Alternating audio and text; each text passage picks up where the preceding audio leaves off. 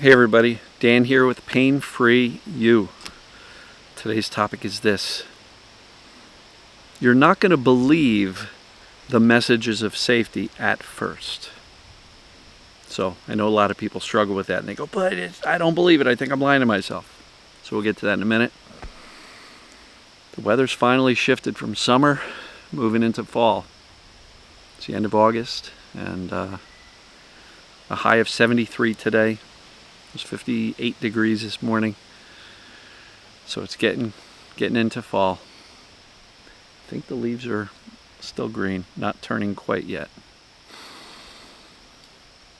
Hope everybody's well. So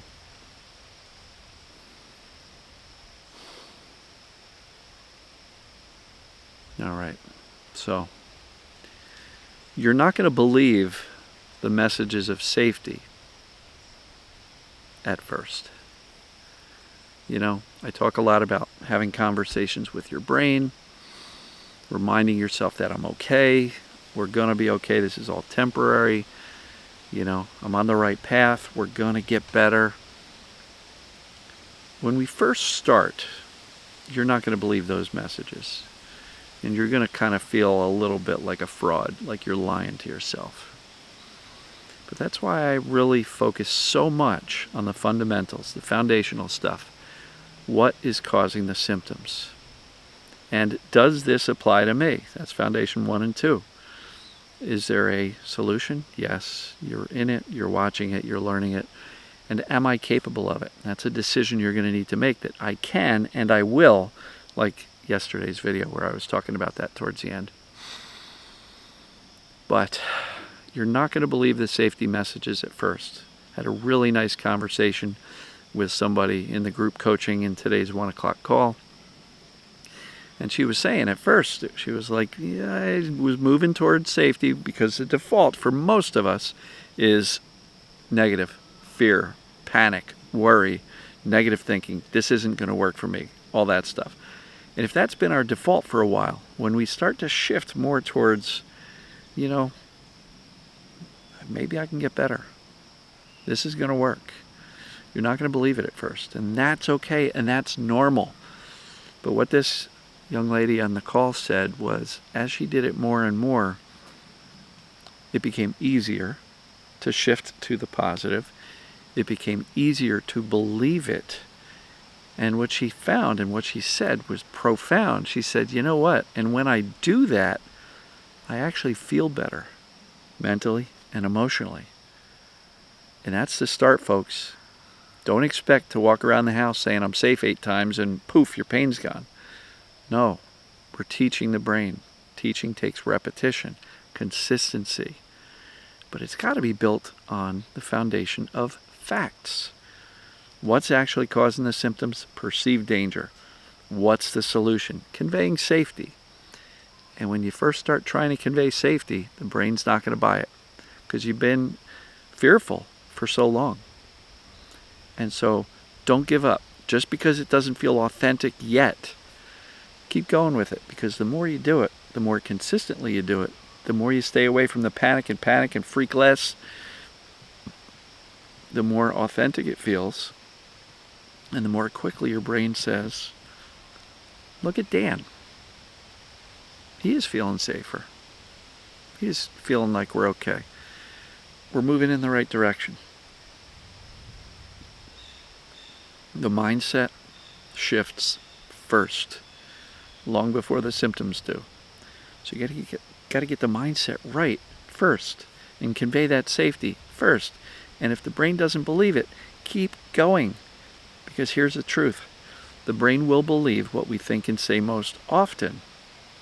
So consistency matters. Make sure your dominant voice is, I'm going to be okay. And per this lady in my 1 o'clock call, she said it actually feels good to reassure myself that I'm okay. Because who here can agree that when we go negative or stay negative with the whole, this isn't going to work for me, I'm never going to get better, the doctor told me I'd never recover, I'm going to have pain forever. When we go that route, not only do we have the same pain, but we are now suffering mentally and emotionally. So what's cool is when you start to shift more and more towards the positive, number one, the brain will start to believe it. And number two, you start to feel the positive mental and emotional effects of these positive beliefs and accurate knowledge. Because when we have a positive thought, the brain releases positive brain chemicals and we start to feel more positive emotionally and physically. Not immediately with the pain, but we do start to feel a little lift, an uplift of our spirits and our mood. We feel better emotionally and mentally with the positive. Now, if you stay in the negative, in the fear and the catastrophic thinking, guess what kind of brain chemicals the brain releases? You got it, negative ones, which creates more of a negative emotional and mental response. You can have pretty significant symptoms, a positive thought process and a negative thought process. The pain stays the same. Which one do you think you're going to suffer most in? The negative thought process. Because suffering happens in your thinking, and the thinking is what really fires up the emotions. So you have a choice. You can either fire up the positive thoughts and the positive emotions and get that uplift to start to feel better emotionally and mentally, or you can stay in the dark, in the negative, in the fear, and you will experience the mental and emotional aspects or feelings that come with staying in the negative.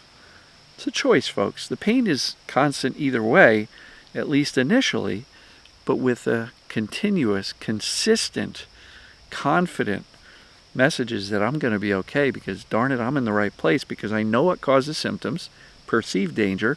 This applies to me because I've done the assessments. isthispdp.com. Do them if you haven't. And so why not practice, and it does take practice, why not practice the positive, which will give you the mental and emotional uplift that will actually get you started and give you some momentum that's going to keep you rolling towards your goal. Because I can assure you, if you stay on the negative, not only do you have the same level of symptom, potentially worse, but you also have the mental and the emotional suffering that comes from a perpetual negative thought process. So I know it's hard to shift to positive, but as this young lady said today, it gets easier, and she noticed I started to feel better mentally and emotionally. And I like that, because now I may have the same level of symptoms, but I don't care as much, because I'm not suffering as much, because I'm thinking and feeling emotions differently about the situation. I hope this makes sense, because this is a super, super important point. You're not going to believe your messages of safety at first, but that doesn't mean you shouldn't do it. It actually means you should do it more so that your brain will believe it sooner. So, love you folks here in the Blue Jays, which is cool. As usual, love you, and we'll see you tomorrow. Take care.